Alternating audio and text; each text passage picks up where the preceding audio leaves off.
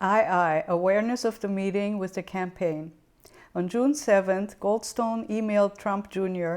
and said that Eamon asked that I schedule a meeting with you and the Russian government attorney who is flying over from Moscow. Trump Jr. replied that Manafort, identified as the campaign boss, Jared Kushner, and Trump Jr. would likely attend. Goldstone was surprised to learn that Trump Jr., Manafort, and Kushner would attend.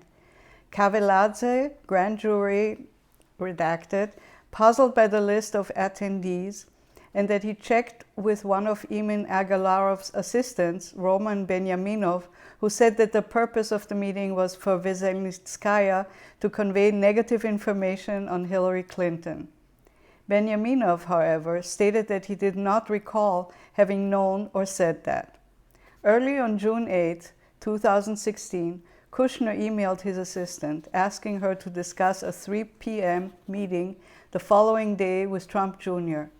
Later that day, Trump Jr. forwarded the entirety of his email correspondence regarding the meeting with Goldstone to Manafort and Kushner, under the subject line FW Russia Clinton, private and confidential, adding a note that the meeting got moved to 4 tomorrow at my offices.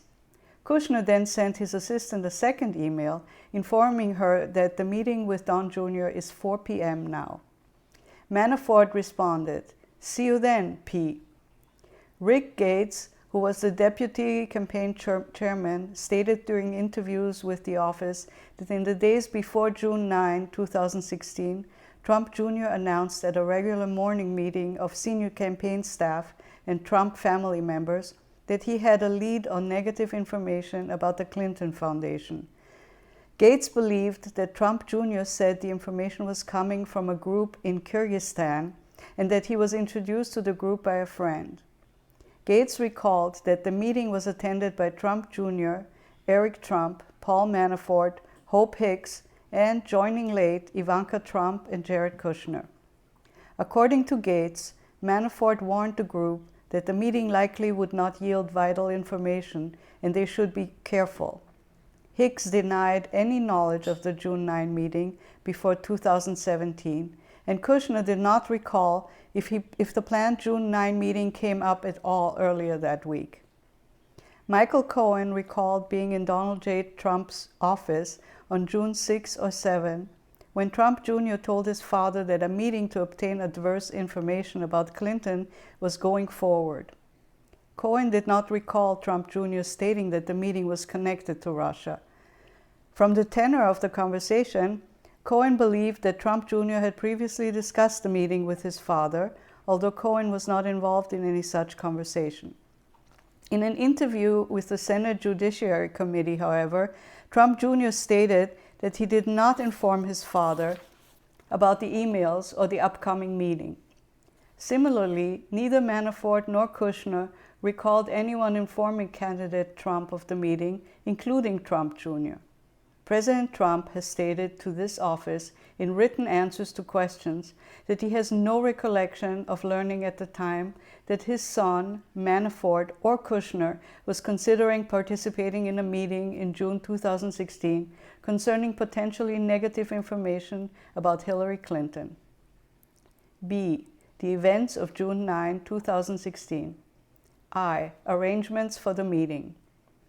Veselnitskaya was in New York on June 9, 2016 for appellate proceedings in the Prevezon civil forfeiture litigation.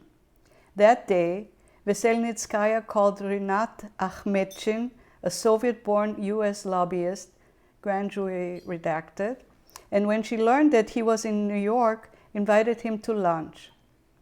Akhmetchin told the office that he had worked on issues relating to the Magnitsky Act and had worked on the Prevezon litigation. Kaveladze and Anatoly Samokhonov, a Russian-born translator who had assisted Veselnitskaya with Magnitsky-related lobbying in the Prevezon case, also attended the lunch. Veselnitskaya said she was meeting, grand jury redaction, and asked Akhmetchin what she should tell him. According to several participants in the lunch, Veselnitskaya showed Akhmetchin a document alleging financial misconduct by Bill Browder and the Ziff brothers, Americans with business in Russia, and those individuals subsequently making political donations to the DNC, grand jury redacted. The group then went to Trump Tower for the meeting. Conduct of the meeting. Trump Jr., Manafort, and Kushner participated on the Trump side, while Kaveladze, Samokimov, Akhmedchin, and Goldstein attended with Veselnitskaya. The office spoke to every participant except Veselnitskaya and Trump Jr., the latter of whom declined to be voluntarily interviewed by the office. Grand jury redaction. The meeting lasted approximately 20 minutes. Grand jury redaction. Goldstone recalled that Trump Jr. invited Veselnitskaya to begin, but did not say anything about the subject of the meeting. Participants agreed that Veselnitskaya stated that the Ziff brothers had broken Russian laws and had donated their profits to the DNC or the Clinton campaign. She asserted that the Ziff brothers had engaged in tax evasion and money laundering in both the United States and Russia. Grand jury redaction. According to Akhmedchin, Trump Jr. asked follow-up questions about how the alleged payments could be tied specifically to the Clinton campaign, but Veselnitskaya indicated that she could not trace the money once it entered the United States. Kaveladze similarly recalled that Trump Jr. asked what they have on Clinton, and Kushner became aggravated and asked, "What are we doing here?" Akhmedchin then spoke about U.S. sanctions imposed under the Magnitsky Act and Russia's response prohibiting U.S. adoption of Russian children. Several participants recalled that Trump Jr. commented that Trump is a private citizen and there was nothing they could do at that time. Trump Jr. also said that they could revisit the issue if and when they were in government. Notes that Manafort took on his phone reflect the general flow of the conversation, although not all of its details.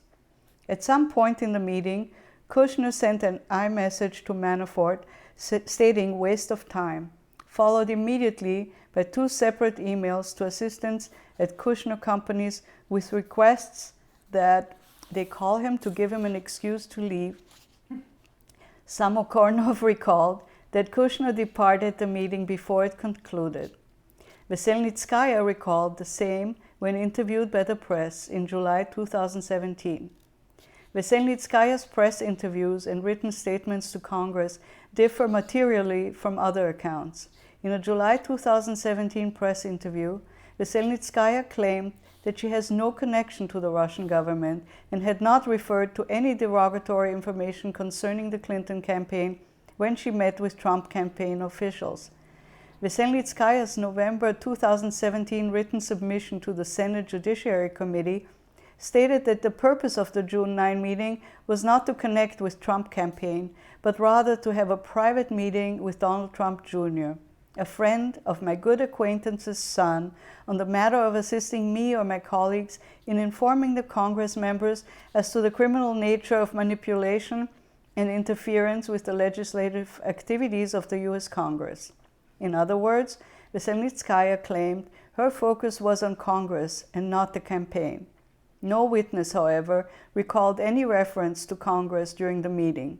Veselnitskaya also maintained that she attended the meeting as a lawyer of Denis Katsev, the previously mentioned owner of Prevezon Holdings, but she did not introduce herself in this capacity.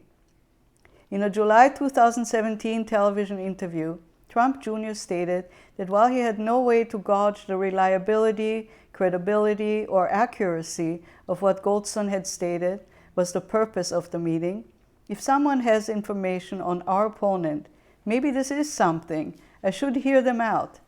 Trump Jr. further stated in September 2017 congressional testimony that he thought he should listen to what Rob and his colleagues had to say. Depending on what, if any, information was provided, Trump Jr. stated he could then consult with counsel to make an informed decision as to whether to give it any further consideration.